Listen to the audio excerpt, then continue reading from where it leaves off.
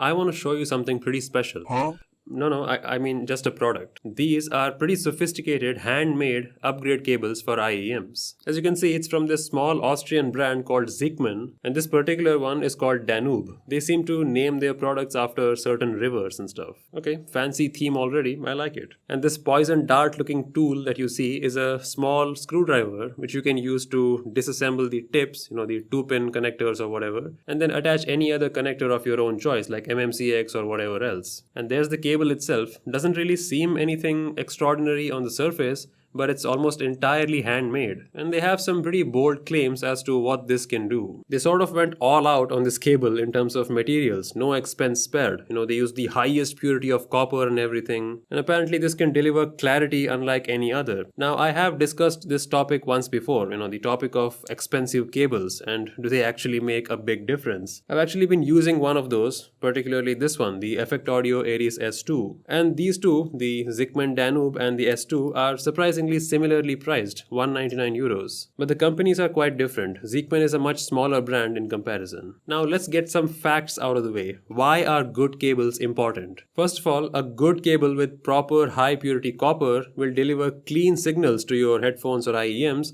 without much noise. No microphonics or weird hissing noises and stuff, just the audio you're playing from your DAP. I mean, that's a fact. Poor quality cables will give you that hissing noise which I have heard before. So in comparison to many stock IEM cables, a slightly higher quality one like this will be much better. But then again, I have heard cables that are just around $100 price that are extremely well made. So does it really make sense to spend multiple hundreds of euros for this? I mean, I get that it's handmade and is, artisan crafted, but from a functional perspective, what does it mean? Let's try and discuss that. Now, it's been a while since I've used stock cables. Again, I've been using the Aries S2 for the longest time, but I did go back to a stock IEM cable that I got with the Tangem Force. It already has an Effect Audio collaboration cable, and even compared to that, the S2 delivered better sound. Well, better in the sense, louder sound as in a cleaner signal with the 4.4mm port, again without the hissing or any sort of microphonic noise. Cables like these really do shine, especially on IEMs like the Tangem Force, which has an extremely wide soundstage,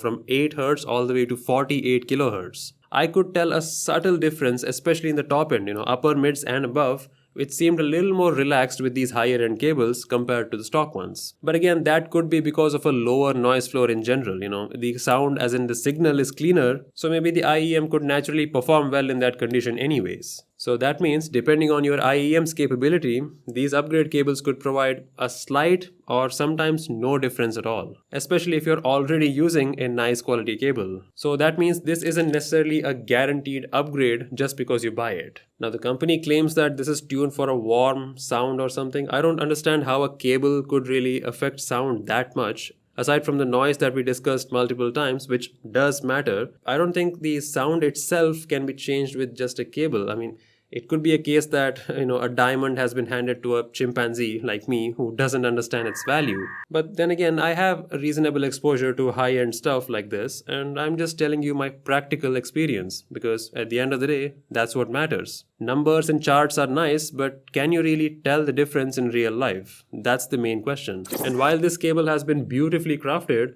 I don't really see the sound claims coming to fruition. So my technical conclusion has to be similar to what I gave with the Effect Audio Aries S2. The Zikman Danube cable here definitely reduces the noise floor, basically eliminates it from most IEMs, so you can no longer hear any hissing or anything like that. So that's good. But aside from that, I'm not really sure that it adds anything to the sound itself because the IEMs are the ones that produce sound. This definitely allows your IEM to perform at its best by giving it the cleanest signal, but I don't see how it can do anything more than that. Now, I am someone who appreciates good craftsmanship. This Danube cable certainly shows that. This Zikman company, despite being a small boutique brand, they're able to match the quality of Effect Audio's cables. Comparatively, Effect Audio is a much bigger multi-million-dollar international brand. So that shows Zikman's capability, like this is legit quality. Again, more from a build and design perspective, not sure about sound. Both of these cables are handmade and I can see that. I can see the attention, I can see the precision here. It's not something that you will find in a mass-produced cable that often. But again, if your IEMs are worth like $50, there's nothing wrong with that. There are many good IEMs in that price. We recently discussed one. but getting a cable like this doesn't make any sense. Yes, it delivers exceptionally clean signals to your IEM, but you can get that for a much lower price too.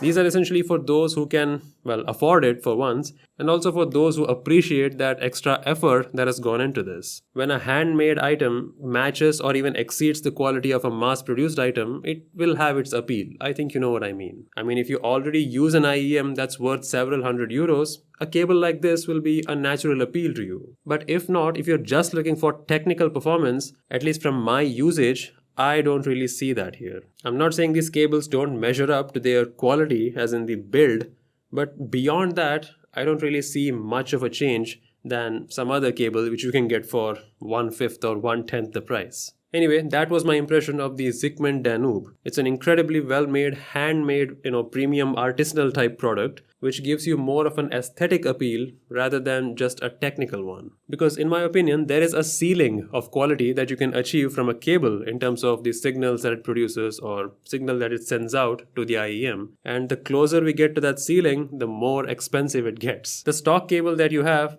is most likely already 75 or 80% there. This might be 85% there.